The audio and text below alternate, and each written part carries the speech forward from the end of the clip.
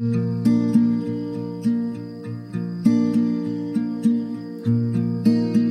before there were pharmacies, there were healers. Mothers, fathers, and neighbors who turned to the earth for wellness. Welcome to the Reality of Herbal Therapy podcast with Jim Applegate.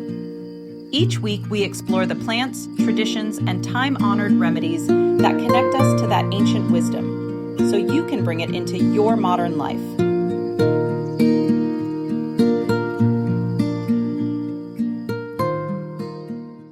Welcome to the Reality of Herbal Therapy podcast. So today it's a special treat. I've got Lynn with me, and we're going to talk about something that we have used for many, many years. So when somebody thinks of a drink, a lot of people will reach for soda. They'll reach for little packets of something that they mix in water. A lot of people are like, I don't do water, which could be a bad thing all in itself, right, Lynn? Yeah, but too much of anything could be a bad thing, so. Right. So Lynn and I, when we first got married, we bought a house in Albuquerque, and there was some stuff left in the garage, and A lot of stuff, yeah. But so her mom and dad came to help us clean out the garage, and Lynn's mom found a book. And let me look up the name of it again. It's called Folk Medicine: A Vermont Doctor's Guide to Good Health. a really old book. It was old. It was about 40 or 50 years old when she found it, and that was 30 years ago. So, you know, it's almost a book that's almost 100 years old. But she ate it up. She loved that book. And in that book, it talked about a drink that you make with apple cider vinegar and honey, and it's what we call tea honey. And it's just been something that ever since they found it, it's been something that we've used ever since. Well, mom and dad absolutely loved truth, and mom, both of them, were reading books constantly and learning and researching. And this is before the internet, before you could do a Google search and find things. And mom always loved the older things that were tried and true and used a lot, and that were life-saving techniques before technology kicked in and everything came from a factory. So it's just wonderful that she found it. I wouldn't have thought of reading the old book, but any old book, she would devour it. Yeah. And I remember after a few years, the book was falling apart. She had it held together with tape and kept it in a Ziploc bag. Yeah. It was that precious to her. She did not want to lose that knowledge. Yep. So basically, tea honey is really, really simple. It's just apple cider vinegar and honey. You want to tell them about what the ratios are, Lynn?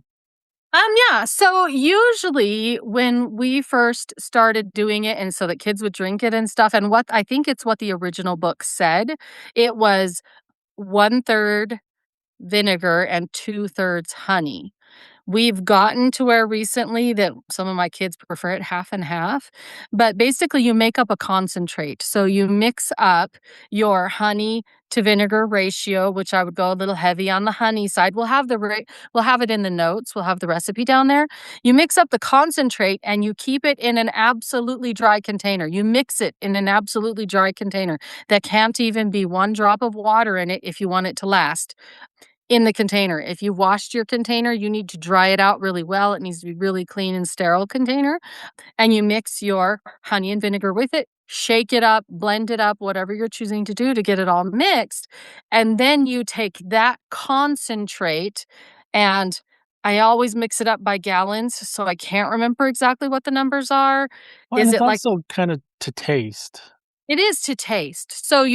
But I think it's about a tablespoon per cup of water. Yeah, Or so does it's basically it's 8 to 1. So 8 parts water, 1 part concentrate. Yeah, So we'll make sure that there's a basic recipe for you to follow down there, but then truly it is all to taste when you do it. So once you mix some of the concentrate with your water, once it's in the water, it'll store in the fridge for a week or two. You can have it out like in a bottle to drink all day long and it's fine.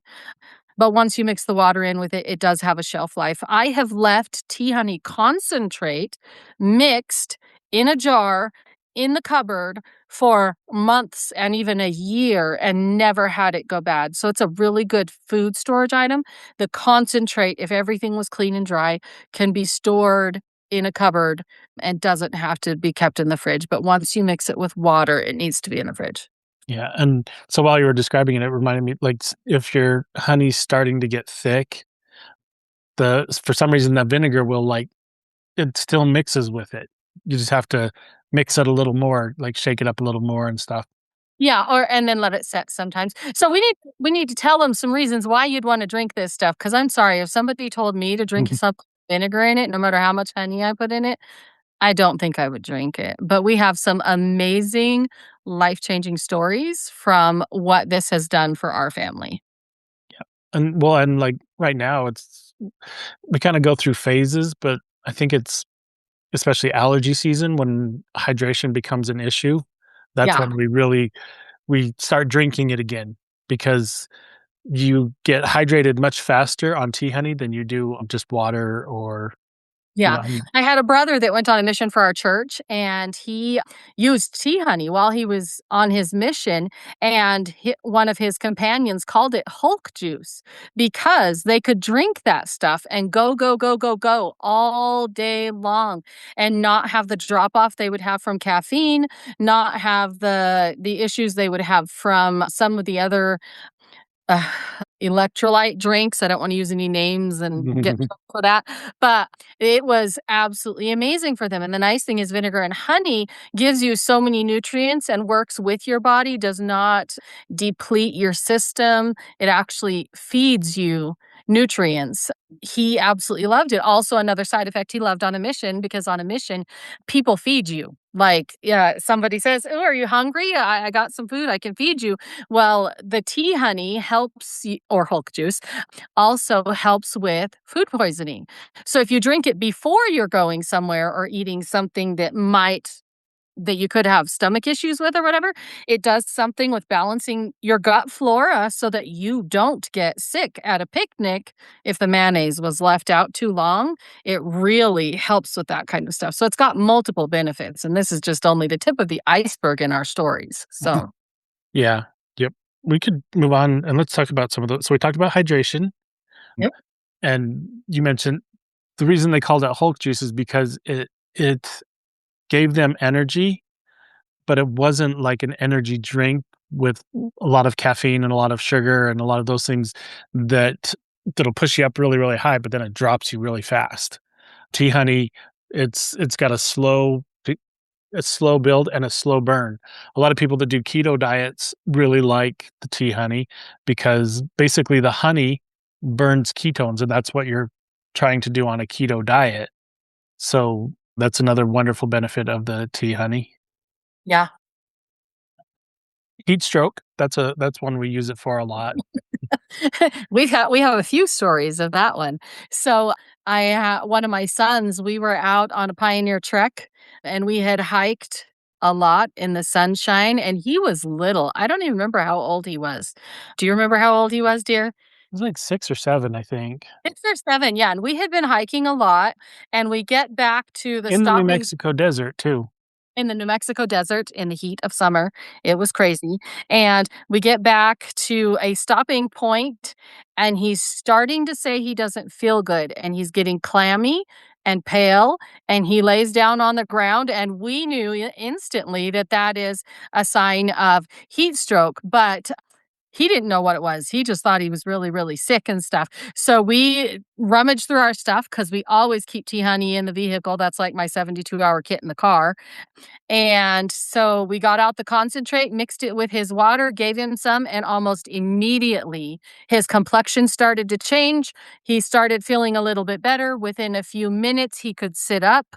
It like immediately it hydrates and it brings up the blood sugar. So if it was a blood sugar drop problem, which runs in our family, and other stuff, it helped him immediately. We got to see the color on his face, the way his body felt. It doesn't mean that he was ready to get up and run a marathon because, I mean, he was already tired, but it's still your body needs to kind of recover and do stuff, but it pulls you out of it. It takes you out of the danger zone because heat stroke is very, very dangerous. We know this because we live in the desert. But it was an absolute miracle for him, and we have had that multiple, multiple times. My dad was very prone to heat stroke because Dr. James, because he had gotten heat stroke in the sun so many times in New Mexico. So he got to where he drank that a lot because it would help with that. Yeah, and the more often you get that low from the heat stroke, the more susceptible you are to it. So by Yeah. using tea honey to keep you from getting to that point, you you decrease your chances of being your susceptibility to heat stroke. Yeah, yeah, and you still wanna take your other precautions for heat stroke. Mhm. You need to wear a hat, wet bandana around your neck, all sorts of stuff, but if you get to that scary point, which it's really good to avoid, it's amazing how fast it can help to do that. We've even had it help a dog. Yep. I was gonna say, let's tell about the dog. Yeah. So we actually have a couple dog stories. So heat stroke kind of, but the dehydration and out in the desert thing, we had a dog that disappeared. He was gone for wasn't it weeks? We could For like not find him. 3 weeks or something, yeah. Yeah, we could not find him absolutely anywhere. We thought the coyotes or something had gotten a hold of him. Well, we found him. He had fallen in a hole and it had snowed. He'd eaten a rabbit, like whatever. But by the time we found him, he was so skinny, skin and bones, and could barely move and just all sorts of stuff. And when anything is at that state of life, like their life is so low, barely alive, we were like, okay, we can work on this. We can help with this. And so we gave him one little drop. Like we would put it on our finger and rub it on his nose because he could not you can't give them a drink at that point. They're too dehydrated. You can't force feed them. They won't eat. You can't shove water down their throat. We just put a little tiny drop of tea honey concentrate on his nose, on his tongue or whatever. And he just used what little energy he had and licked it down. And then we set a timer and we waited, what was it, 15, 20 minutes? And we did it again. And 15, 20 minutes and did it again. And then we started adding water to it and we could do a little drop of water. It took us a few days to get it to where he could like react with everyone and stuff, but we could see changes immediately as we slowly used tea honey concentrate and tea honey to get his blood sugar up, to get his hydration up and stuff. And it took a while, but it absolutely was a miracle. Yeah. Yep. So another thing that the tea honey does, like moving on, is it helps with yeast overgrowth and candida in the body. So like the apple cider vinegar will actually attack the candida, and the honey basically renders it inert so your body can get rid of it. But also something to think about, if you're extremely overgrown with yeast or candida or anything like that, drinking tea honey might make you itchy, so you have to, like, build up to it. It'll make your skin itchy 'cause your body will be trying to get rid of the dead candida however it can. Yeah, and so it can come out. I've actually had this personally because candida is just runs in our family. We've had drinkers for decades, I mean, well, for generations, and if there was ever a drinker, like, I'm talking drinks alcohol and all that kind of stuff, the chances are all posterity has is born with candida basically until somebody gets it gone. So we have it in our family, and so for me, when I started out drinking a lot of tea honey, it actually if I drink it first thing in the morning, too much of it first thing in the morning can make me feel pretty sick pretty fast. And that the reason for that is because it's doing a die off and a kill off so fast that it makes me feel nasty. I have to eat something, I have to whatever. So if you have an overgrowth, and with anything, it's better to start small. It's better to start with a little bit. And for me, I found I just don't do it first thing on an empty stomach because I'm also hypoglycemic. So it just messes with my blood sugar and stuff. But if I do, so what I have found that works for me as I'm working through kind of a candida cleanse or any kind of a cleanse for me because my skin will get itchy too, is I do a teaspoon of tea honey that's half and half, like half vinegar, half honey, or less honey than that, and then a teaspoon in 1 cup of water, and I drink that down, and I will do that 2 or 3 times a day instead of making up a big bottle of it and drinking it all the time. So I have to get a little bit of it down me at a time. So if you end up with a cleansing kind of happening in your body and you feel a little funky, it doesn't mean stop it altogether because you want it to cleanse your system. You need to slow down the cleanse. Yeah. Yeah, and that goes with any cleanse. If Yeah. it's irritating, you wanna slow it down. Yeah, If because if any cleanse can create a die-off or a what do they call it? A cleansing crisis, Mhm. and your body does not need to be in a cleansing crisis. If you're in a cleansing crisis, you need to adjust something. And for tea, honey, it's definitely adjust it down and only do a little bit, dilute it more, and spread it out throughout the day instead of all at once. But it is very beneficial before you eat. Yeah. Like, I don't do it first thing in the morning on my empty fasting stomach, but, like, before lunch and before dinner, it's a really good thing before that. Yeah, prepares your stomach for food and stuff. Yeah, yeah. It's really good for the gut. Yep. And so along those lines, tea honey also helps with, like, acid reflux or heartburn or when you got the when your stomach pH is out of whack, the tea honey will put it back to where it needs to be. So, especially if, like, you've got something and you've got stomach issues going on, drinking tea honey will calm down the heartburn or the acid reflux or anything like that. Yeah. So that's really good. I remember dad saying stuff about he had some clients that could not gain weight. They could not get their guts in order. And I don't know the details of what makes that happen, but I know that it helped to regulate weight. Like for people that are having issues with it for no apparent reason, somehow it helped to regulate, especially for the people that could not put on weight or get their digestion in order that it helped them somehow.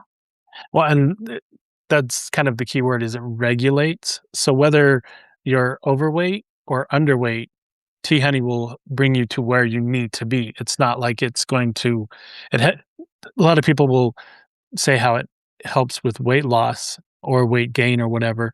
What it's doing is it's helping your body get to where it's supposed to be, which is Yeah. always a big plus. Yep.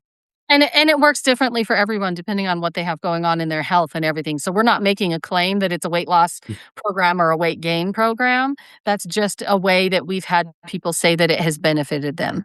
Yeah. Yep. Yep. So another thing it really helps with is brittle nails. I actually had somebody come in today asking a question like, "Hey, I've got this friend that can't absorb magnesium." And basically when your body's pH is not in the right place, you don't absorb certain minerals or certain vitamins or whatever. Your stomach, the environment isn't correct for you to absorb it. And the tea honey will actually help create that environment, brings your pH to where it needs to be so that you can absorb those. And so like brittle nails, brittle hair, hair falling out, it'll help with that because it's going to help with your mineral absorption. So that's Mm, another really big plus on the tea honey. awesome. Yeah. And that also helps like because of the hydration, it helps with blood pressure or cholesterol. The apple cider vinegar will help clean out the your veins and things so that you don't clean up the cholesterol and put it in a place in like we said with weight loss, it regulates it. It puts it where it's supposed to be. So it won't raise it or lower it. It will put it where it's supposed to be. Mm, So a few things to remember about tea honey as far as your ingredients. The better the ingredients, the better your tea honey. So when we talk about apple cider vinegar, you want to make sure it's not apple flavored white vinegar or you know, and raw is very, very important. A lot of well, so I remember mom telling me, so the best of the best of the best is we get raw vinegar with the mother in it, unfiltered. That Mhm, is the best, most wonderful way to get your apple cider vinegar. Sometimes it can be hard to find, but we've had luck. I know Amazon carries it, but you need raw, unfiltered. Organic is even good. yeah, Health food stores might carry it and stuff like that. And I do the same thing with honey. I want my honey raw unfiltered. Like I want the best honey I can. But mom always said, apple cider vinegar, as long as it's not the white flavored. Like if it says apple cider flavored, you don't want it. Yeah. You want apple cider vinegar. So even apple cider vinegar, as long as it's not flavored, and whatever honey you can find at the store will give you benefits, even if you can't buy the best of the best of the best. I like to get the best of the best because for me, it makes such a difference for my family and for my kids. It can even lower your food budget, so it can help to cover the amount it's going to cost you to buy the honey and the vinegar. It's something I store in my food storage. Mom always stored it. We had gallons and gallons and gallons of vinegar in our food storage and buckets and buckets and buckets of honey because if worst comes to worst, you can live on it. Yeah. And your body can survive and not necessarily thrive 100%. You don't want to just live on that for your life. But if the world fell apart, heaven forbid, you could come out way better than a lot of people if you had that in your food storage. Yeah. Well, and you mentioning like having it is better than not having it.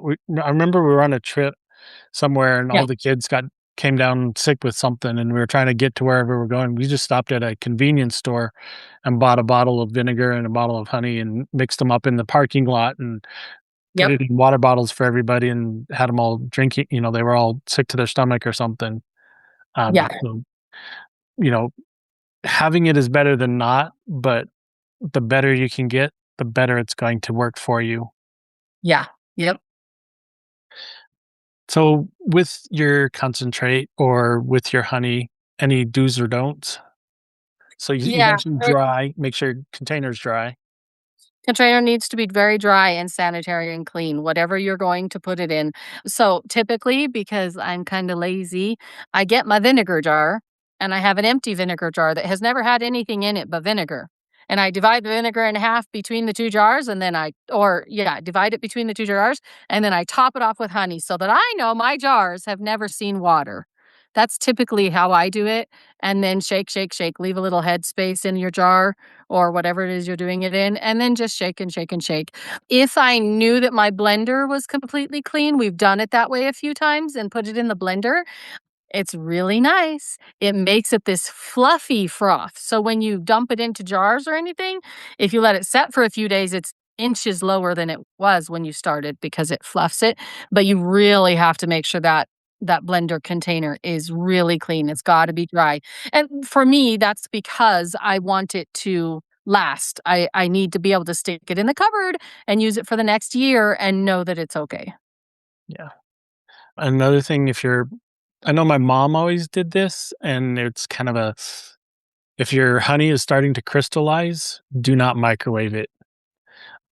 Yeah, you don't want to microwave it. The best way to do it is if your honey's in a glass jar, is to kind of like double boiler method, put some water in a pan and bring the water to a boil, then turn it down on low and put your jar of honey in there to take the crystals out.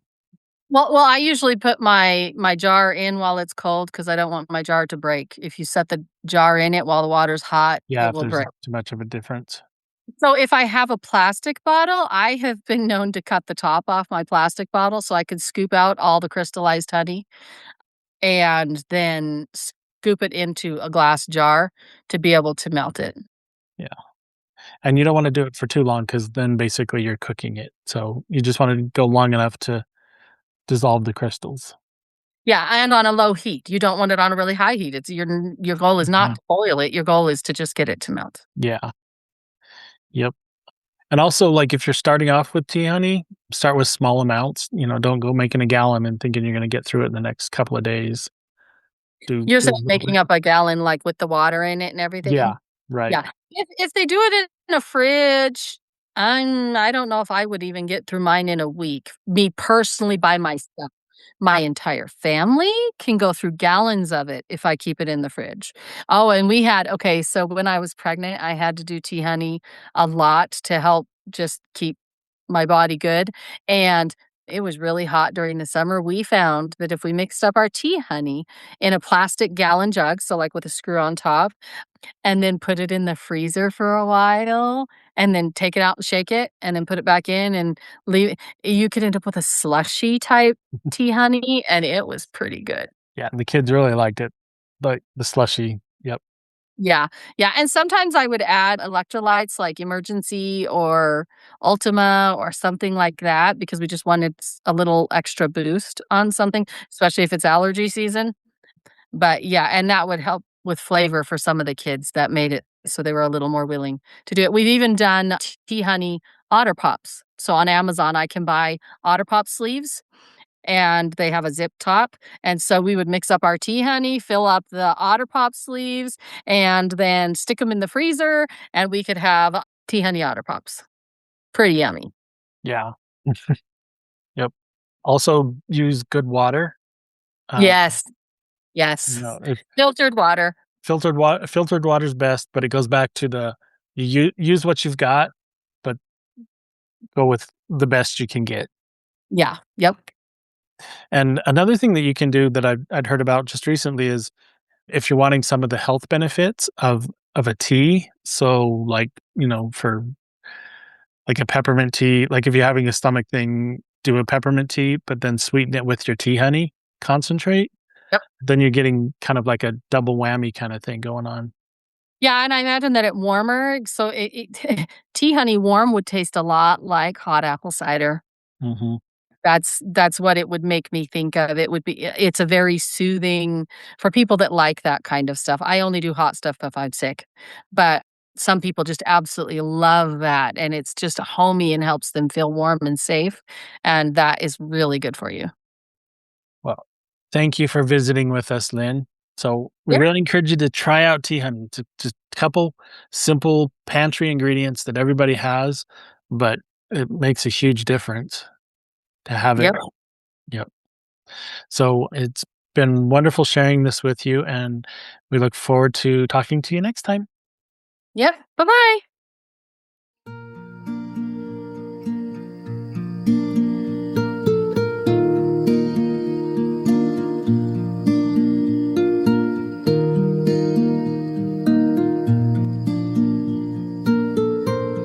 You've been listening to the Reality of Herbal Therapy podcast with Jim Applegate. Visit drugfreehelpstore.com to download your free Healer in Every Home guidebook and explore herbal formulas that support your health naturally. Be sure to follow the podcast, leave a review, and share it with someone who loves natural living as much as you do. Thanks for joining us, and remember, true healing starts at home.